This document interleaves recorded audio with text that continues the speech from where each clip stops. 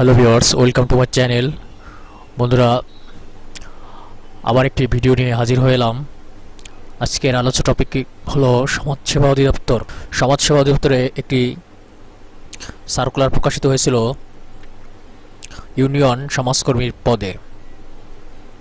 তো আজকে এটা সময় বৃদ্ধি করা হয়েছে।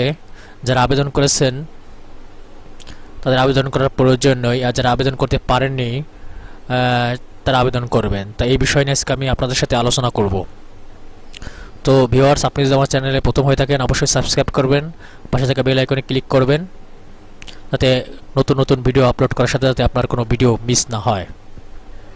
তো এখানে দেখতে পাচ্ছেন সমাজকর্মী ইউনিয়ন পদে আবেদনের গ্রহণের সময়সীমা। সমাজকর্মী ইউনিয়ন পদে গ্রহণের সময়সীমা বৃদ্ধিকরণ। তো আমি এখানে ক্লিক করলাম। তো ভিউয়ার্স, দেখতে পাচ্ছেন এই নোটিশটা পাওয়া গেল।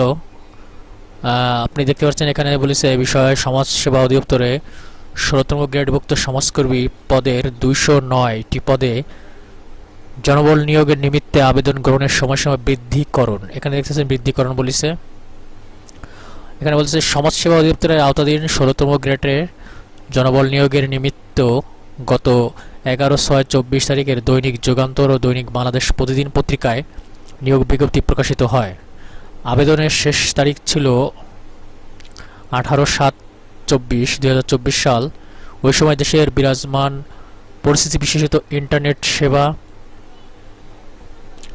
বিঘ্নিত থাকার কারণে অনেক চাকরি প্রার্থী আবেদন করতে সক্ষম হয়নি।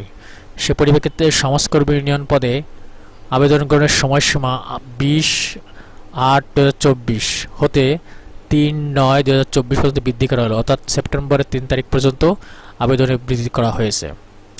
অর্থাৎ বাংলাদেশের সকল জেলা প্রার্থীগণ এটা আবেদন করতে পারবেন।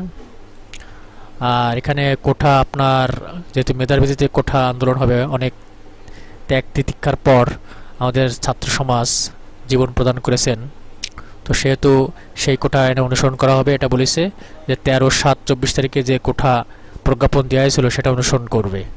তো ভিউয়ার্স, দেরি না করে অবশ্যই আপনারা দরখাস্ত শুরু করুন, যেহেতু এখন কোটার ভিত্তিতে হবে। অবশ্যই এবার আমরা কোটার ভিত্তিতে চাকরি পাব। ইতিপূর্বে যে সকল প্রার্থী আবেদন করেছেন বা পরীক্ষার ফি বাবদ অর্থ জমা প্রদান করেছেন তাদের নতুন করে আবেদন করার প্রয়োজন নেই। অর্থাৎ যারা অ্যাপ্লিকেশন করেছেন তাদের আবেদন করার প্রয়োজন নেই। যারা মিস করেছেন, যারা আন্দোলন সংগ্রাম করেছেন, হয়তোবা তারা ইন্টারনেট সেবা ব্যাহত ছিল, করতে পারেন নাই, তারা এই আবেদনটা করতে পারবেন। তো আজকে আমার এই টপিকটা ছিল আলোচনার বিষয়। আবার হয়তোবা কোনো একদিন অন্য কোনো একটা ভিডিও নিয়ে হাজির হব। তো ভিউয়ার্স, আপনারা ভালো থাকুন, সুস্থ থাকুন। আমার চ্যানেলটিকে সাবস্ক্রাইব করে রাখবেন। অনেক কষ্ট করে আপনাদের ভিডিওটা তৈরি করি।